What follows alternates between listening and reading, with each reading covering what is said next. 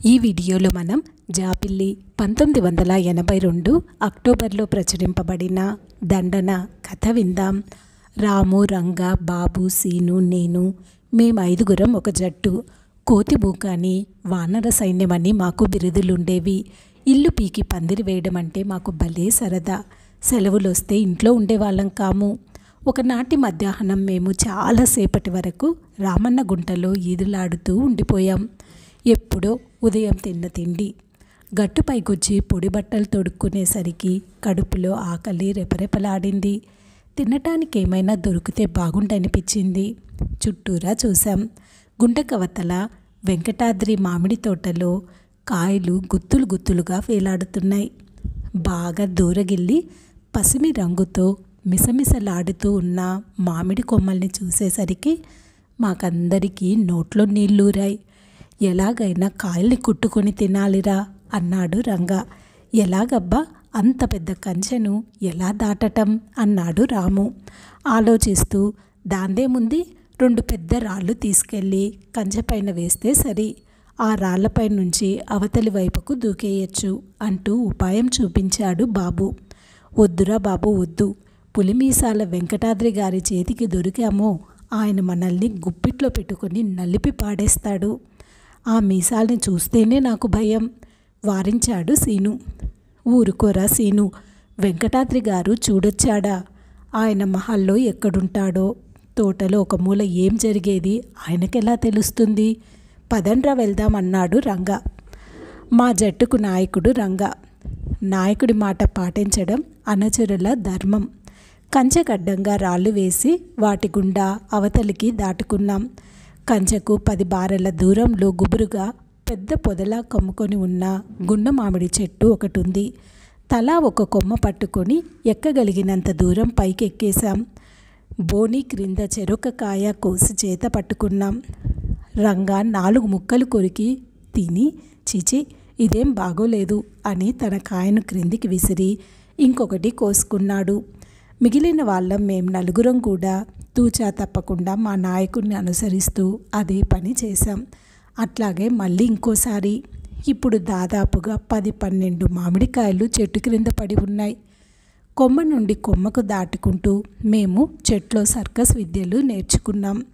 ఇంతలో ఉన్నట్టుండి గావుకేక వినిపించింది. ఒరే కుర్రాళ్ళు, ముందు దిగండిరా, మీ పని చెబుతాం.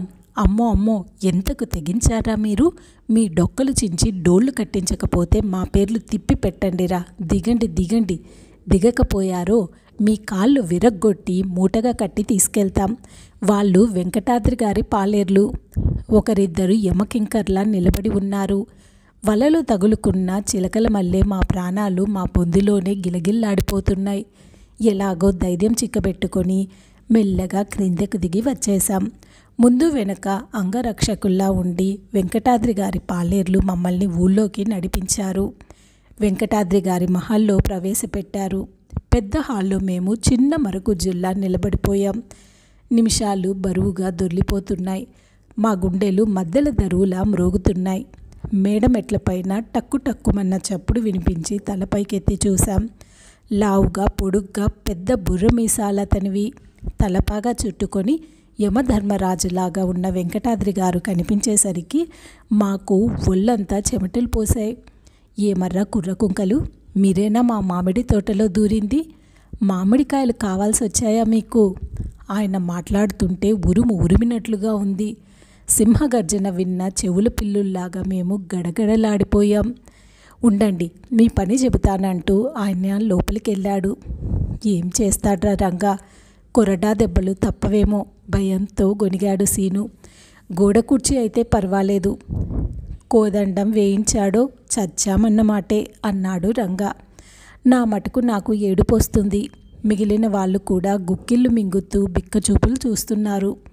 టీవీగా అడుగులేసుకుంటూ వెంకటాద్రి గారు మళ్ళీ హాల్లోకి వచ్చి కుర్చీలో కూర్చున్నారు. ఆయన్ని వెన్నంటి వచ్చిన ఒక నౌకరు పెద్ద పళ్ళెం ఒకటి తీసుకొచ్చి పళ్ళపైన పెట్టాడు. ఆకు కప్పి ఉండటం వల్ల అందులో ఉన్నదేమిటో మాకు తెలియటం లేదు. వెంకటాద్రి గారు కనుసైగ చేయగానే నౌకరు ఆకు తీశాడు. అరే ఆశ్చర్యం! పళ్ళెం నిండా గారెలు. నోట్లో నూళ్ళూరిస్తూ గమగమలాడిపోతూ ఇంతింత లేసి నేతిగారెలు కానివ్వండి, ఇదే మీకు తగిన శిక్ష. ఒకటి కూడా మిగిలించకూడదు. మిగిలించారు మీకు దెబ్బలు ఖాయం. మేము ఒకరి ముఖాలొకరు చూసుకున్నాం. చూస్తారేమన్రా, తింటారా, కొరడా తెప్పించమన్నారా? వెంకటాద్రి గారు మళ్ళీ హుంకరించారు. రంగా చెయ్యి సాచి ఒకటందుకున్నాడు. మేమందరం పళ్ళెం చుట్టూ క్రమ్ముకున్నాం. మేమిక్క గారెలు తింటూనే ఉన్నాం. ఈలోగా వెంకటాద్రి గారు లేచి బయటకు వెళ్ళారు. వెంకటాద్రి గారు ఎవరితోనో మాట్లాడుతూ, పిల్లలు కాకపోతే మరెవరు చేస్తారయ్యా అల్లరి? అందుకోసం వాళ్ళను కొడతారా? తప్పు తప్పు, పిల్లలు భగవత్ స్వరూపులు అంటూ ఉండటం మాకు వినిపించింది. ఈ కథ ఇంతటితో సమాప్తం. ఈ వీడియో మీకు నచ్చినట్లయితే దయచేసి ఈ ఛానల్ని సబ్స్క్రైబ్ చేసుకొని ఈ వీడియోని లైక్ చేయండి. ధన్యవాదములు.